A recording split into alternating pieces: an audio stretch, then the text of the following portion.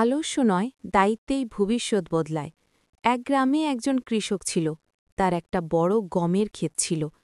সেই গম ক্ষেতের মাঝখানে একটা ছোট্ট চড়ুই তার ছানাগুলো নিয়ে বাসা বেঁধে থাকত। প্রতিদিন মা চড়ুই খাবার আনতে বাইরে যেত, আর ছানারা বাসায় থাকত। একদিন মা ফিরে এসে দেখল ছানারা ভয়ে কাঁপছে। কি হয়েছে তোমাদের? ছানারা বলল, আজ কৃষক বলেছে কাল তার বন্ধুদের দিয়ে গম কাটাবে। আমরা কি করি মা? মা হেসে বলল, চিন্তা করো না, কিছুই হবে না। পরদিন সত্যিই কেউ এলো না, গমও কাটল না। দিন যায়, আবার একদিন ছানারা ভয় পেয়ে বলল, মা, কৃষক আবার বলেছে এবার সে আশেপাশের লোকজন দিয়ে গম কাটাবে।